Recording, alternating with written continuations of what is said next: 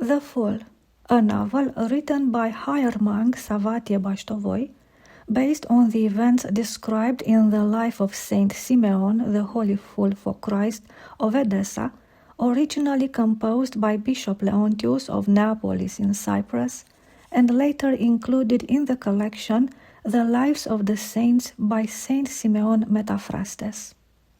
Chapter 7. Most of the beggars and gossipers had rushed into the marketplace.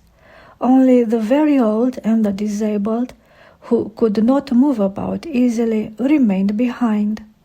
For several days now, rumors had circulated through the city of an unprecedented spectacle.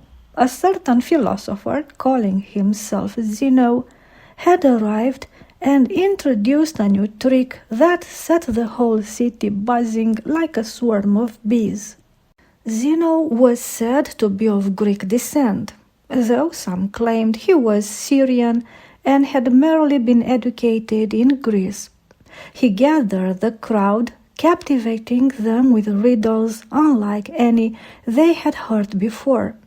The people of Emesa were not easily impressed by wordplay, but Zeno employed a stratagem no one could resist. He carried a small leather pouch decorated with colorful waving and studded with gold, which he promised to award to whoever solved his riddle. As the throng eager to claim the pouch grew larger, Zeno added a condition. Anyone wishing to compete must first place money inside it. The one who contributed the largest sum would earn the right to answer first, and thus enjoy the greatest chance of winning. Excitement mounted daily, and since his arrival he had amassed an untold number of heavy purses. Some suspected he was a charlatan, improvising his riddles on the spot and twisting their answers to confound even the cleverest minds. The greatest uproar erupted when Zeno posed the question, "What animal is without feathers?"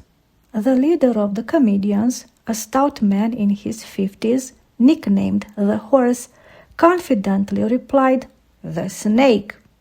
Yet Zeno countered that while the snake indeed lacked feathers, the true answer was man. At this unexpected turn, tempers flared. The philosopher was nearly set upon by the enraged crowd, but he narrowly escaped a beating by producing a parchment-wrapped book which, he claimed, contained the authoritative answer. He declared that all Athenians and every school of learning knew the riddle, attributing it to the great philosopher Plato. The fact that the furious comedian could not read Greek only heightened the mockery.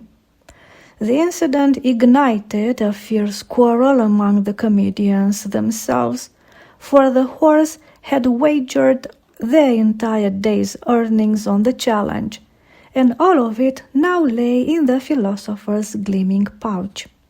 The argument was quickly forgotten when, without warning, the fool appeared among them, wearing a laurel wreath and brandishing a reed like a staff of authority.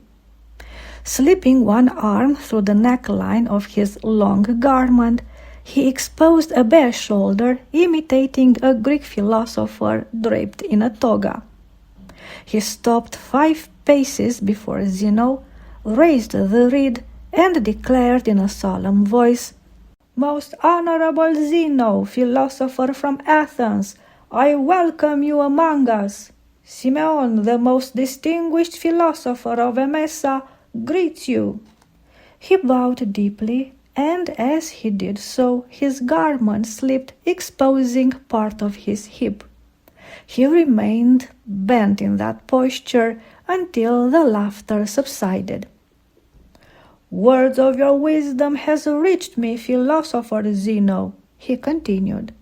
"Setting aside all my affairs, I have come to hear you and to cross swords with you in a bloodless duel of philosophy."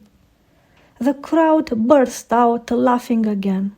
Zeno, recognizing a fool when he saw one, kept his composure.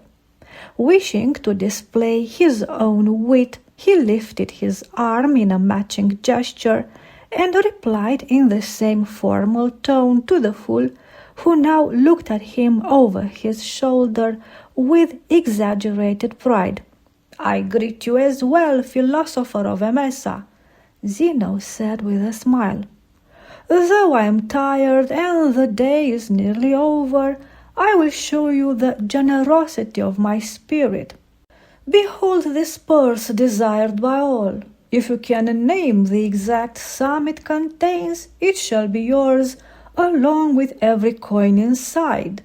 But if you fail—" He paused, pretending to suppress laughter as he scanned the crowd. "And if you fail," he went on, "you will remove your philosopher's toga, and my servants will give you 100 strokes with the very reed you now hold." A few in the crowd laughed, but the sound quickly faded. A tense silence followed as all waited to see what would happen. The fool asked that the purse be placed on the ground and that everyone step back 2 paces. The crowd welcomed this precaution, suspecting Zeno might attempt another trick. The horse, now in better spirits and confident in the fool's supposed powers, pushed his way forward and announced that he would count the money. No one objected. All eyes turned to the fool, waiting for his answer. 213 copper coins, 82 silver coins, and 8 gold coins," the fool said at last. In the heavy silence that followed, the horse overturned the purse. As it struck the pavement, the coins clattered loudly like steel striking steel.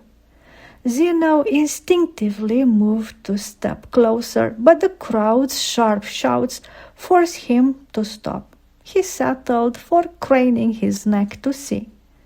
All eyes were fixed on the comedian, ensuring he would not pocket a single coin.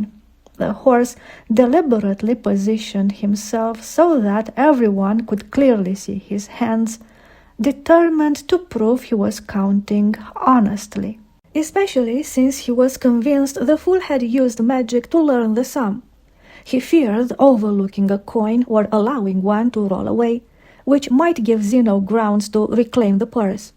When he finished counting, he carefully returned the money to the bag and tied it securely. Then he straightened up and shouted at the top of his voice, "The fool was right! I told you he's a wizard! The money goes to the fool!" Zeno grew uneasy and tried to snatch the purse from the comedian's hand. The horse quickly lifted his arm, holding the bag well out of reach. The crowd surged, dissolving into a noisy confusion of laughter, shouts, and pushing. Zeno protested the loudest, insisting the game was unfair, since the fool had wagered nothing. A few sided with the philosopher, and the crowd split in two, jeering at one another and edging toward the fight. Amid the uproar, the fool's voice rang out. Raising his reed, he shouted, "Citizens of Emesa, you all know the game was fair. I staked my own skin for this miserable little purse of coins." The crowd roared with laughter, and he continued, "But to satisfy anyone, I propose this. I will offer a riddle of my own. Whoever solves it may take the bag and go." At this, Zeno relaxed somewhat, and the crowd began chanting, "The riddle! Let the fool give the riddle!" After asking the horse to set the purse on the ground and motioning for the crowd to step back, the fool climbed onto the bag of money. Adjusting the laurel wreath on his head, he raised the reed and cried out, "Blessed is the emperor who reigns over his subjects. Tell me this, who is the emperor, and who are the subjects?" The crowd began to murmur, and names such as Constantine, Justinian, and Justin could be heard from different sides. Years earlier in Ephesus, Zeno had endured 100 lashes for a riddle that was interpreted as treason, and he had no desire to repeat that experience. At first, he reasoned that the fool must be referring to Emperor Justinian, who had recently returned victorious from campaigns in Spain and Italy, reclaiming territories lost by his predecessors. Yet whatever resolve he had to answer faded when the fool, seeing that no one dared speak, added that both the emperor and his subjects were present among them. Zeno suspected a trap and concluded that someone who had lost money had arranged this spectacle, sending the so-called wizard to provoke him into a reckless answer that could be twisted into an accusation of disloyalty. With that in mind, he decided he was better off keeping the money he had already earned in Emesa. A purse of coins, he thought, was worth far less than another public beating like the one he had suffered in Ephesus.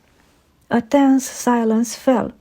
All eyes turned to Zeno, waiting for him to respond first. Realizing he was cornered and that the crowd expected an answer, he finally shouted that he did not know and that the fool could keep the money. A voice from the crowd shouted, "Constantine!" Another cried, "Justinian!" But the answers lacked conviction, and soon the crowd began chanting, "We don't know! Let the fool answer!" The fool raised his hand and called for silence before speaking. "The emperor is the mind, and the subjects are the senses of men. Blessed is the one whose mind rules his senses and directs them toward what is good and useful. Such a man is more blessed than the emperor who rules the whole world, but cannot govern his own senses." For a moment there was silence. Then whispers spread through the crowd. Some shrugged, others looked at one another in surprise. A few praised the fool's wisdom, while others muttered that he had grown even more deranged, claiming it was not he who had spoken, but a demon using his voice to reveal hidden truths. Meanwhile, the fool had disappeared with the purse. Before long, the crowd broke apart, hurrying off to spread the story of what had taken place.